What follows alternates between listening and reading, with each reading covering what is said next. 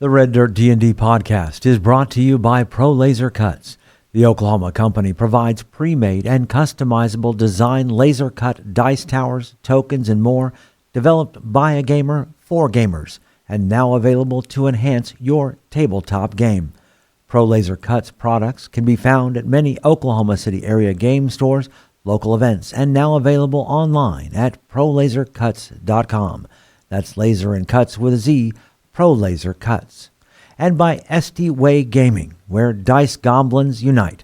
Our friends at SD Way Gaming celebrate the beautiful dice players handpick for their games and splendor. SD Way Gaming has expanded to include many tabletop gaming varieties, accessories, and similar fun necessities to include a service for your dice addiction. You can shop for a variety of products at sdwaygaming.com or find SD Way Gaming on Facebook.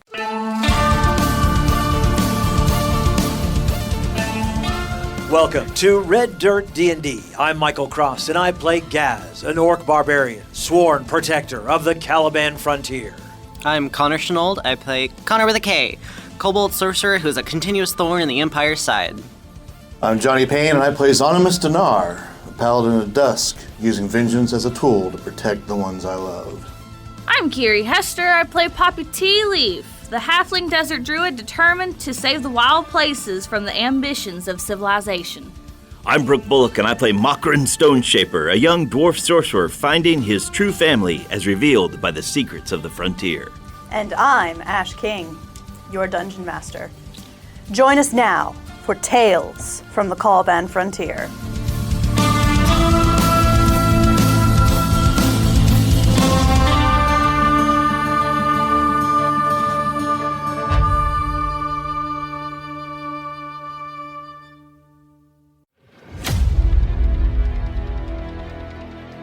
Once more, you find yourselves in the Pillars, those sun-baked, windswept rock formations just to the north of the last stop. You also find yourself, once again, in battle at the Pillars. This time with creatures summoned by Sneaky Coyote himself, who is having him a grand old time watching you all try to throw yourselves against his great coyote monsters, supposedly summoned forth to punish Xonimus for rejecting Sneaky Coyote's gifts. And we are at the top of the round.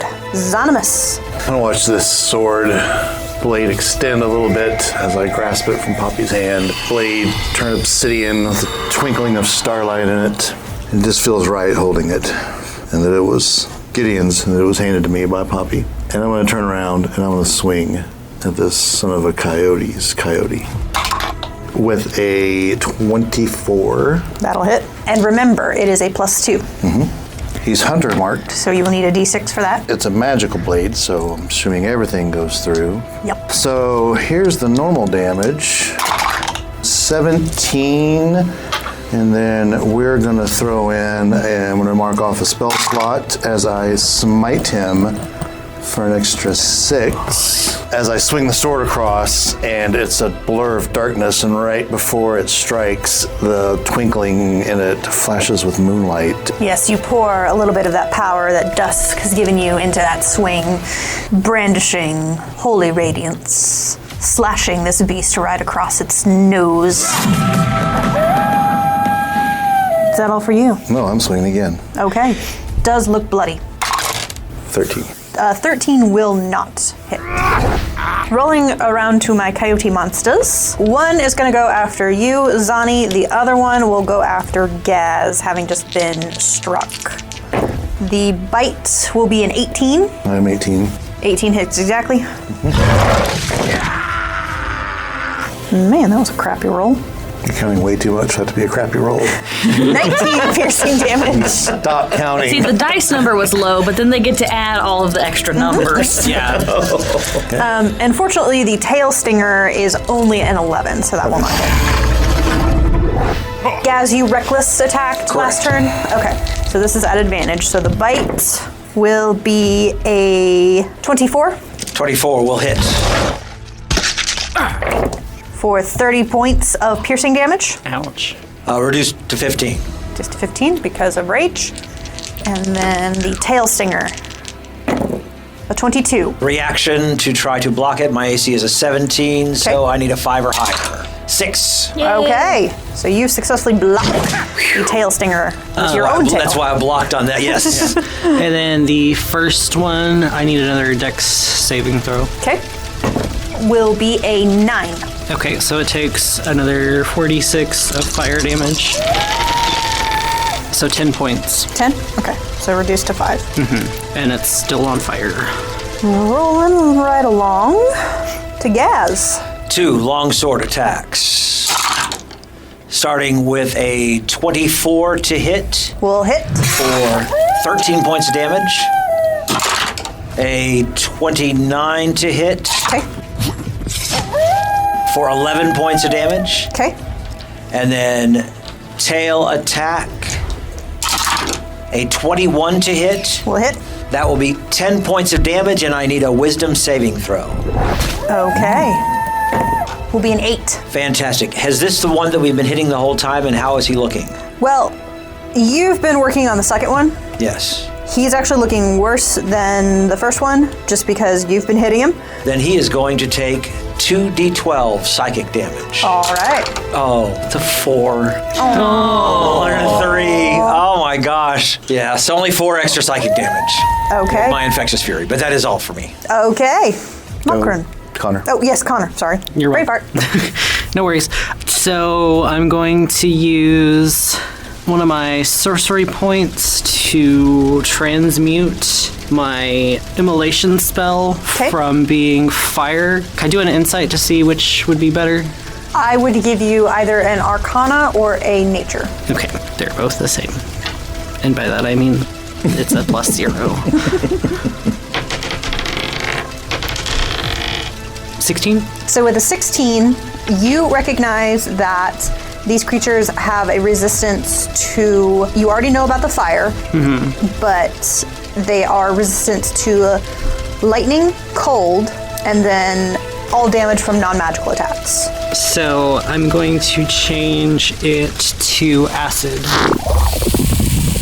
Which doesn't really affect anything this turn, but like when it does the dex saves, that's when it would be important. Then that was a bonus action, so for my action, I'm going to swirl up that chaotic bolt of magic and aim at the second one. And Gaz is there, so I get pact tactics. 25 to hit. 25 will hit. Force damage for 6 points. That's at that same one? The second one that Gaz is hitting. Okay, is that all for you? Yes. Mokran, it is now your turn. Mokran swirls up this glowing, acidic green ball of force to about a 1 foot diameter and throws it. Are they staggered side by side? Pretty much, yeah, they're pretty close to one another. Yeah. So he'd like to catch both of them if he can. Okay, and what are you... So throwing a vitrolic sphere, basically acid fireball. Ah, lovely. So to where it flows up behind them, like explodes behind them. And I need a dex saving throw. One got a 9, the other got a 23. The 23 passes and only takes 15 points of damage. Okay. But the one that failed takes 30 points of damage as this ball of acid explodes and then sticks to him, continuing to burn. Is the one that failed Cheat also mode number engaged. one? Because if so, they're very acided up. That was a great play, Konnor. Yeah. Acid's the key. Is that all for you, Mokran? And bonus action, Poppy is next to Xonimus, and they're being threatened by this thing, right? I haven't done this before. Bonus action, Poppy's skin gets all tingly as that stone aegis goes over her, giving her a resistance to damage. Nice. I feel honored. Is that a 4? It becomes reduced by 4. Yeah. Any bludgeoning, piercing, or Slashing. the other one, slashing. Is that all for you, Mokran? That's all. All right, Poppy. They're both looking real bad, if that helps. Do they look real hardy, as if mechanically con high, or Oh, they look pretty hardy and hale. Beefy. They strong. Okay. They chunky boys. Surprisingly, they aren't real dexterous. Yeah, that's what I'm saying. So they won't take full damage, but it's 3d12, so half of 3d12 is still more than 2d6. So I'm going to cast Erupting Earth on the one that Xonimus is with. That is a dex 16.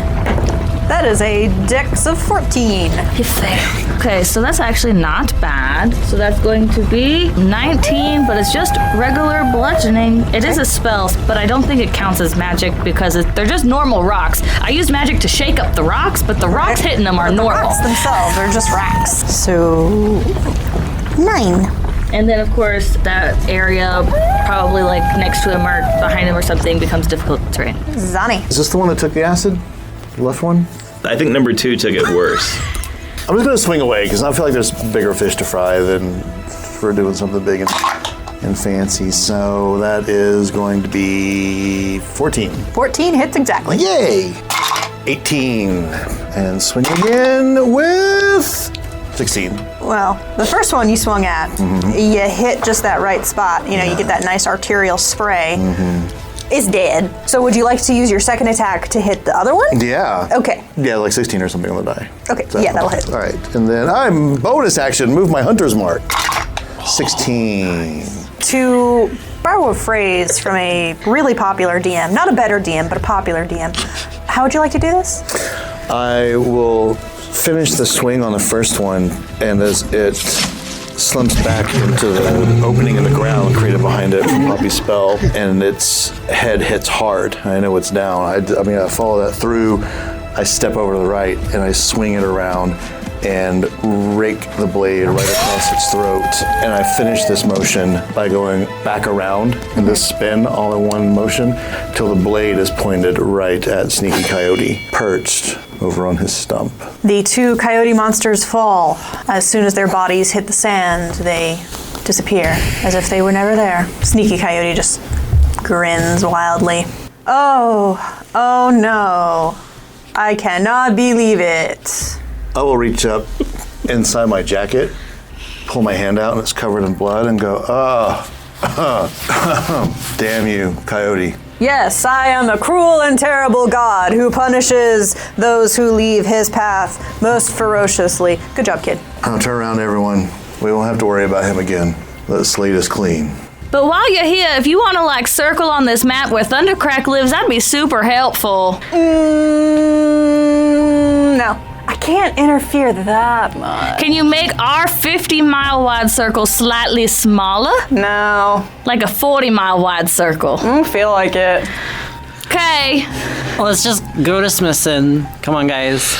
Makrin's looking at the tunnel. Speaking of, Oh, actually, Mr. Coyote. What?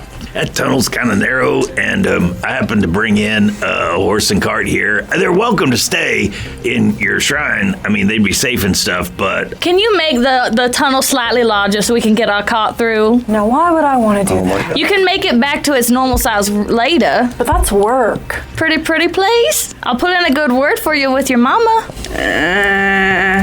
I'm going to give you another way out. That would be fine. I mean, our horses can't fit through there, so any way out of this holy place of yours would be helpful. Poppy, careful what you ask for from this one. Another way out. Okay. All right. Another safe way out for all of us where we're all safe and we all get out safely and we're not walking into the mouth of a sandworm and nobody has changed size or bodies. Okay. Sure. Yeah. Do you have that Let's dream do it. too? I like it. The sand beneath your feet starts to shift. But it's gonna be safe. He promised safe. Promise. He just said the word okay. It's a bit of a whirlpool beginning to form in the middle of this area. It begins to drag you in. Slow at first, but then it starts to pick up speed like water going down a drain. Now, this is gonna be safe, right? Because this doesn't feel very safe. Oh yeah, sure, safe as can be. We're all human people and we're all gonna survive this unharmed, right? Remember the kobold? And I'm not human either. We're not human.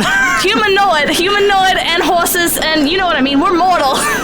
Look, you'll be fine. Just play it smart. Oh no! Poppy, I get your attention and I pull my scarf up over my... Okay, pull my bandana up on my face. Gaz just sits down, cross-legged, and just enjoys the ride. Again.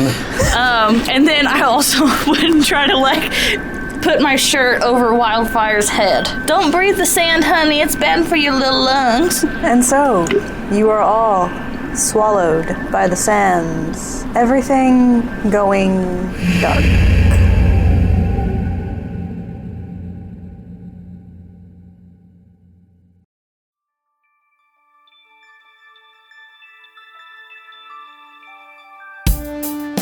Greetings and salutations, my friends. I'm Michael Cross. So great to have a moment to talk with you during this mid-show break. First off, I want to invite you all to join us as Patreon members. The money we raise helps us pay for things like the music and sound effects you hear on the show, as well as money to go to events and make new fans. When you become a Patreon member, you get our episodes 4 days early, bonus content, access to our Discord server, and full versions of our roundtable discussions. You'll be joining other fans like Scott Wise, Don Mills, Heath Mormon, and the Lady Kate. So join us right now at patreon.com/reddirtdnd. Another way to support us is by getting your very own Red Dirt merchandise. You can find things like hats, hoodies, mugs, and t-shirts. Just click on the merch tab at reddirtdnd.com or reddirtrpg.com. Since 2020, the Red Dirt D&D podcast has been close to another Oklahoma actual play Dungeons & Dragons podcast, D20 to Curtain. And me personally, I've had a chance to work on stage with some of the actors on the show. So when you get done with this episode, you should check them out. Hello, fellow D&Ders. My name is Jerome. I'm Jennifer. I'm Jody. And together with our friends Kara, Timothy, and Jared, we are the cast of the D20 to Curtain podcast, where Oklahoma theater geeks and their friends hit record and explore our new addiction to Dungeons & Dragons. We think D&D is more than just a game. It helps us tap into the enduring power of storytelling. We combine live gameplay with behind-the-curtain episodes to share our experiences, insights, habits, discoveries, and passion for D&D with anyone who will listen. We hope D20 to Curtain will make you laugh, cry, maybe even make your experience at your table even more satisfying. Check us out anywhere you listen to podcasts or visit us at d20tocurtain.com or at D20 to Curtain on Facebook, Twitter, and Instagram. We look forward to having you. All we ask is that you have fun, be kind, and play the role. If you're looking for more content, make sure to check out our YouTube page with Mysteries of Beatrix live every Wednesday. Keys from the Golden Vault from the Red Dirt Outlaws dropping every Tuesday at noon, and Plausible Deniability every other Thursday at 7 p.m. So come check it out at youtube.com/@RedDirtRPG or search for Red Dirt RPG on YouTube. And we would love to hear from you. Find us on social media at Red Dirt RPG. You can also get in touch with us through our website at reddirtrpg.com. In the meantime, make sure and subscribe to this podcast and leave a comment on your favorite podcatcher so others can find us. All right, I think that's everything I need to tell you. Right now, let's head back to Red Dirt D&D.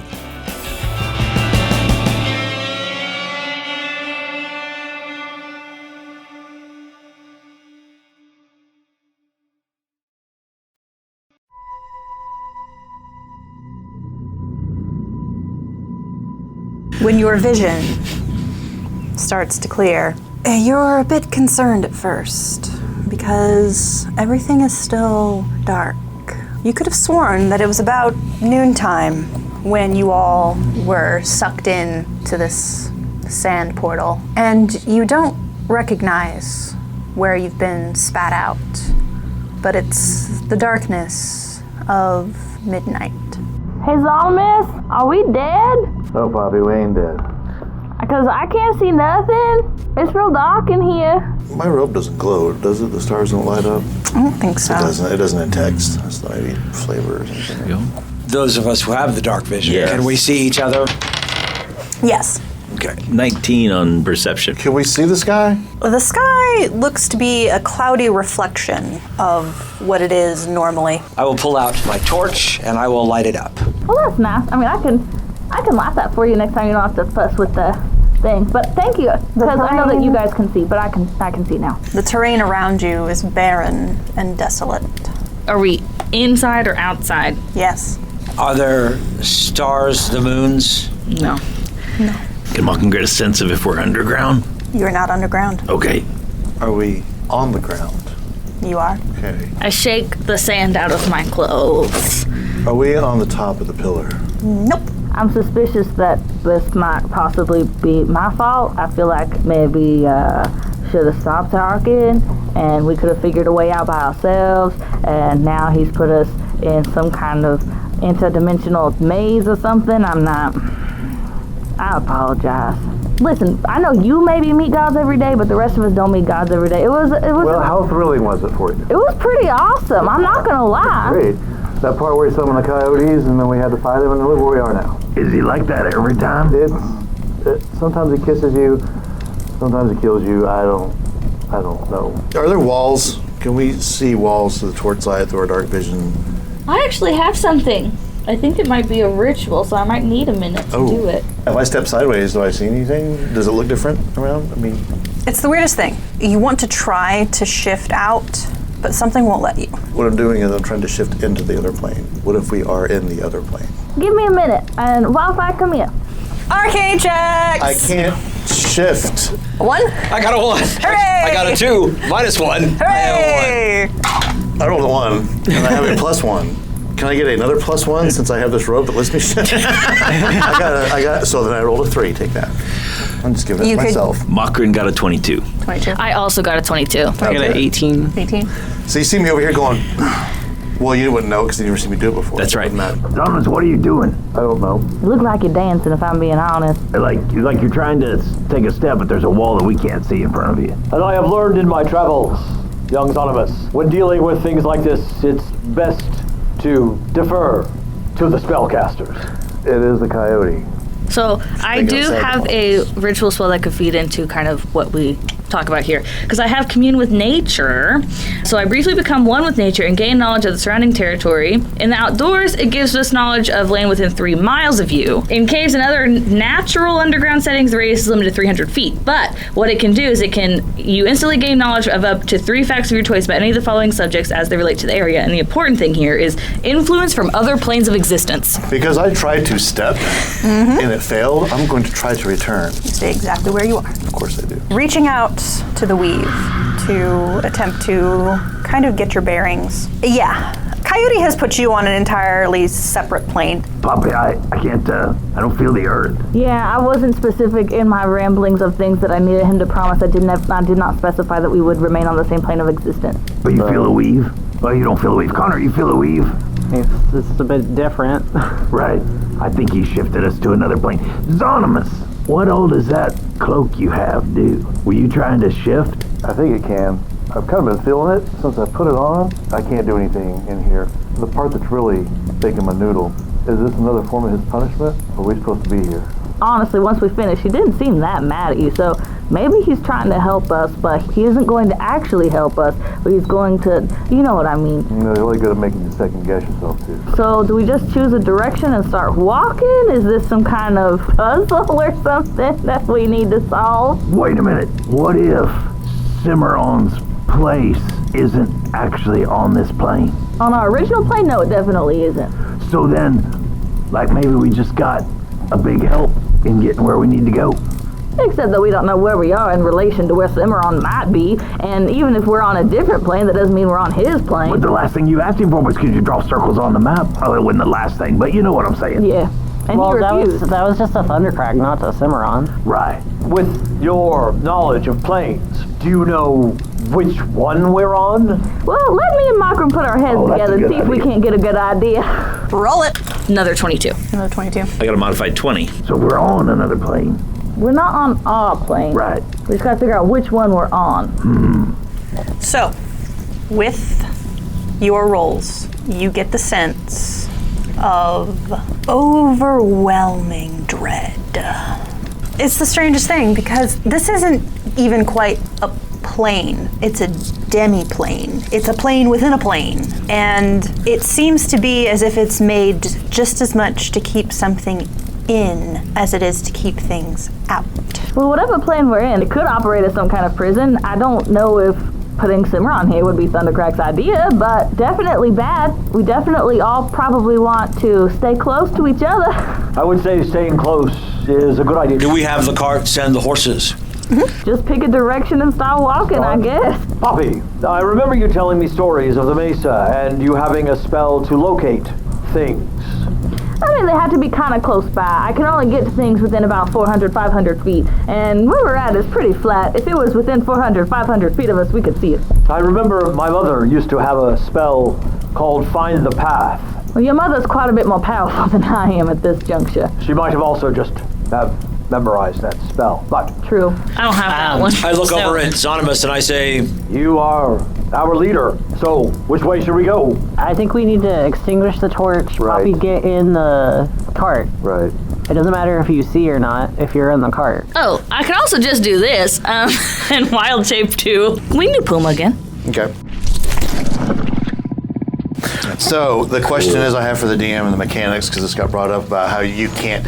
So Poppy said I can't do locate because we're looking around and I don't see anything within 500 feet. But here's my question: is it so dark in here that we can see 500 feet?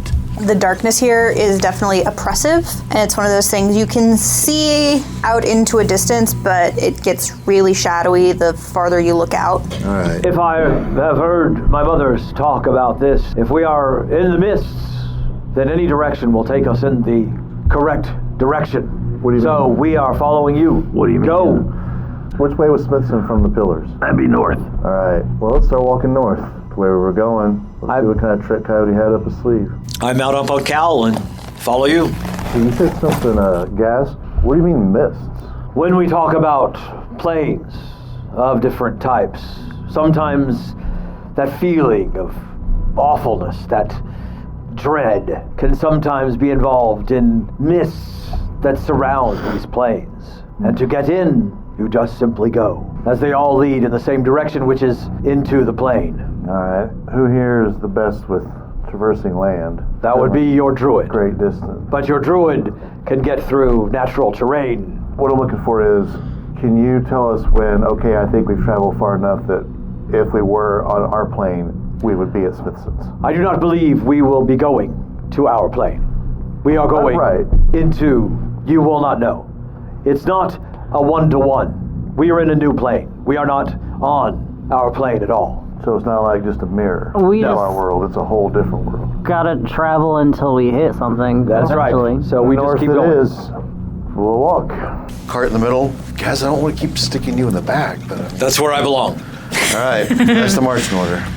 Wildfire's in the cart. I told him to get in. Or I panthered. We should definitely be a little bit more wary as we're traveling. It is hard to surprise me, so I will be keeping a watch out on all of you as I look around.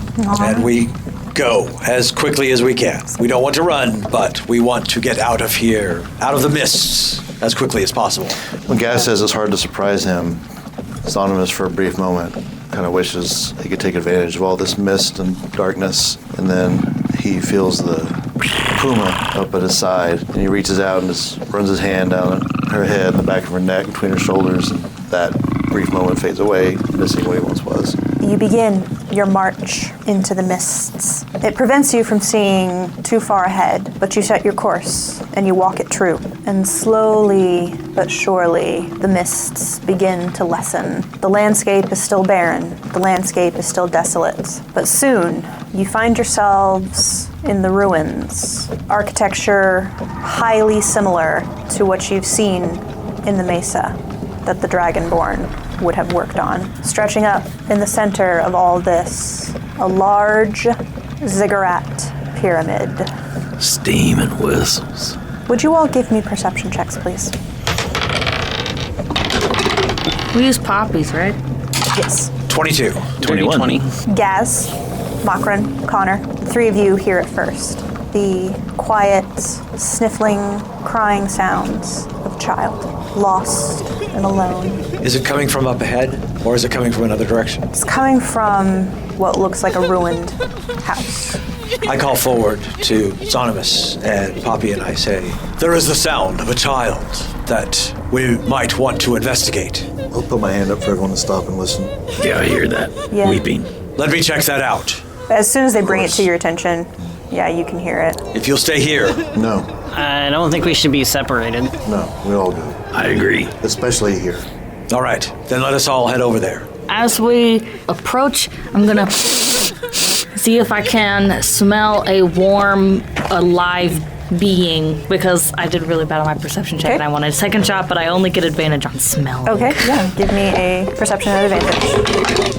27. Yeah, as you sniff the air, you definitely get the scent of not decay, not something that's dead. So if it's a trap, it's at least not a zombie trap. Would you allow me to go in first, Xonimus? You said it was inside of one of the ruins? This seems important to you, but It I'm is. right behind you.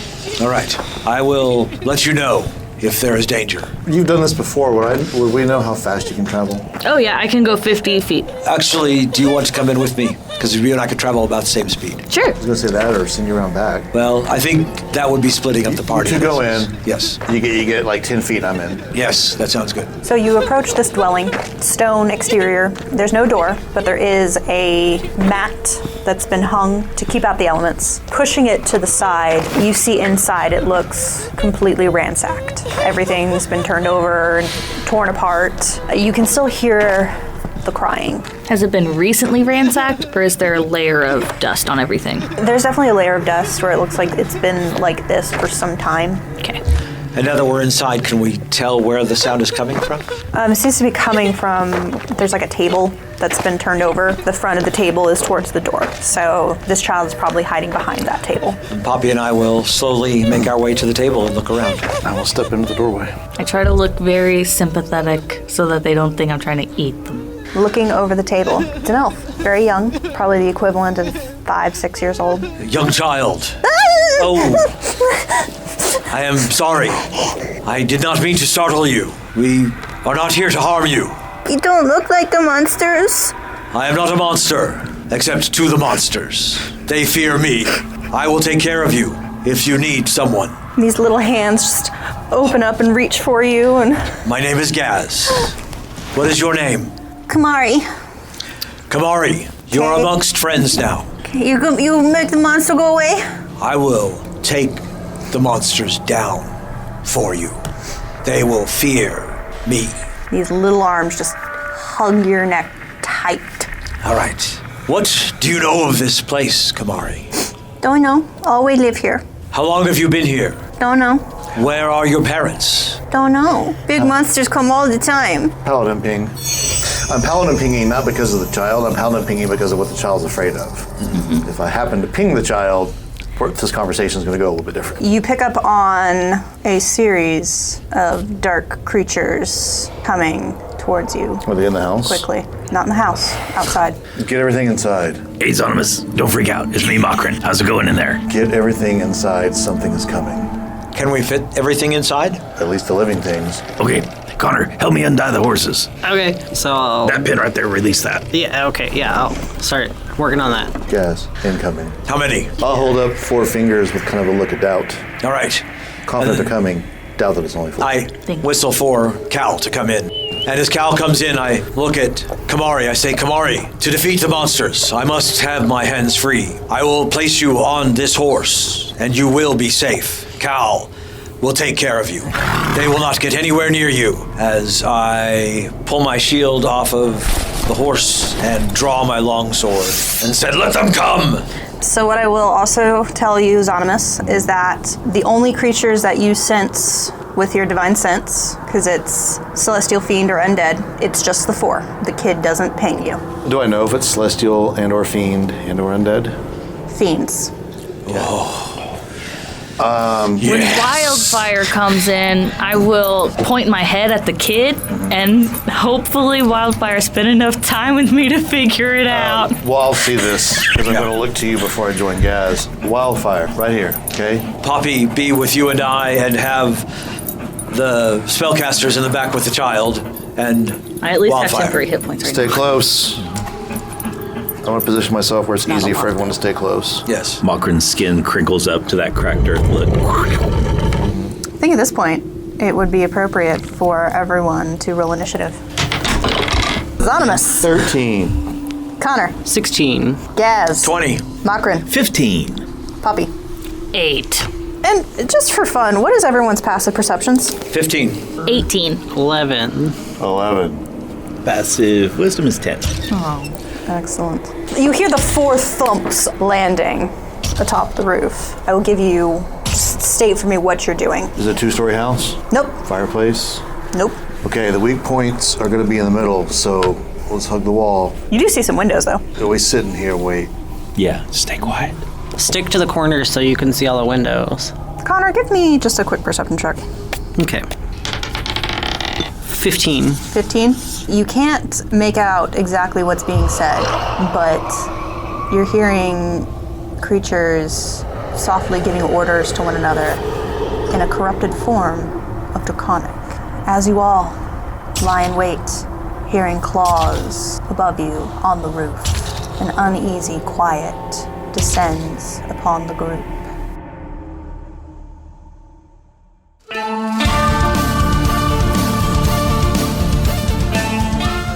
Red Dirt D&D Tales from the Caliban Frontier as Ash King as our Dungeon Master, Brooke Bullock as Makrin Stoneshaper, Johnny Payne as Xonimus Dinar, Kiri Hester as Poppy Tealeaf, Connor Shenold as Konnor the Kobold, and I'm Michael Cross as Gaz. Special thanks to our Silver Star Paladin patron Shenanigans Unplugged. Our theme music was created by the cinemagician PJ Castillo. Our incidental music comes from Jeffrey McBride. Our sound effects and additional music courtesy of tabletopaudio.com and Monument Studios. You can find us on Facebook, Twitter, and at reddirtdnd.com. We here at Red Dirt D&D could really use your help in getting the word out about us. If you like what you've heard, make sure and subscribe, rate us, and leave a comment. Also, tell your friends about Red Dirt D&D. You can also support the show at patreon.com/reddirtdnd. We have several giving levels to help us grow up big and strong. Join us next time as we go deeper into the Caliban Frontier.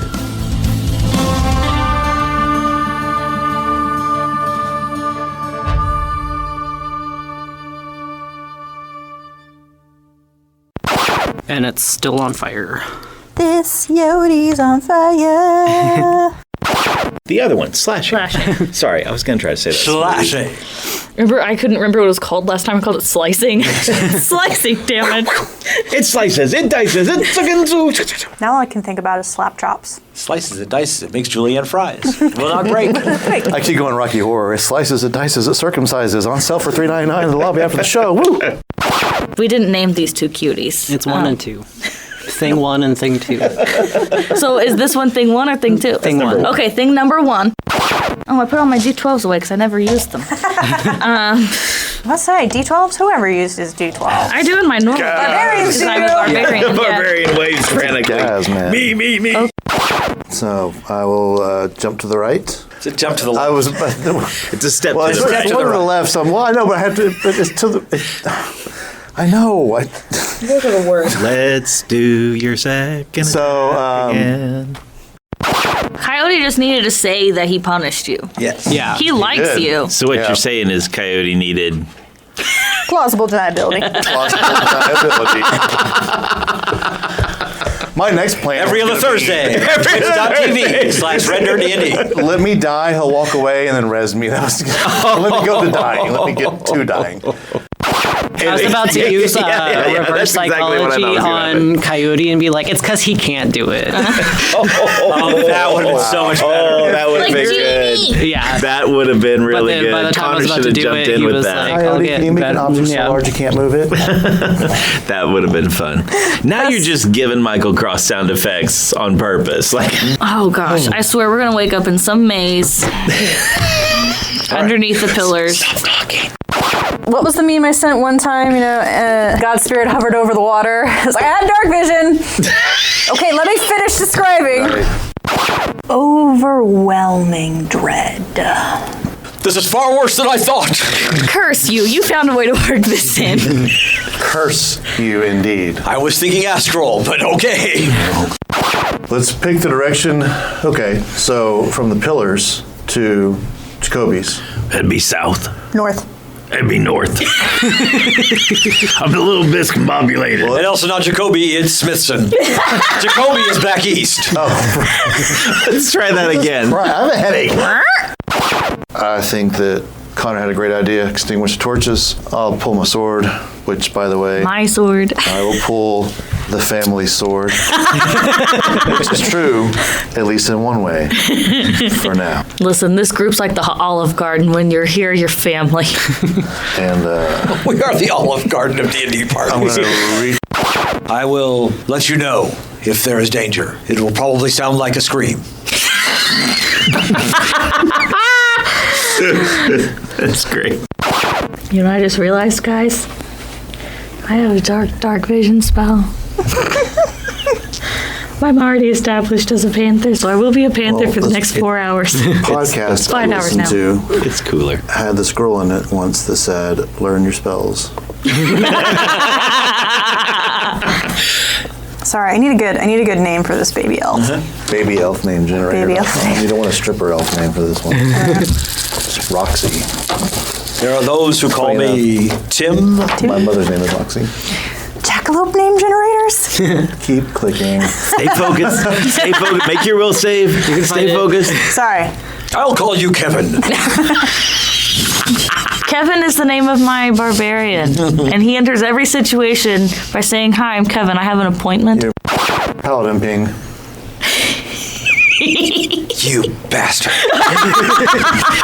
I was surprised that when you picked her up, she didn't immediately bury fangs into your neck. I know. So I know. The thing is, he. it's dark, so we don't see the tentacle that this thing is attached to. The giant monster in the basement. Will you people stop talking? Baby. Yeah. Guys, somebody tell me why I can get 27 on perception checks, but I cannot roll initiative over 10. You can't see above everybody else here. What's happening out there? Just looking at everybody's butt. This is all I can see. Everybody's butt and Konnor. That's Yeah. It's a whole new world. A whole new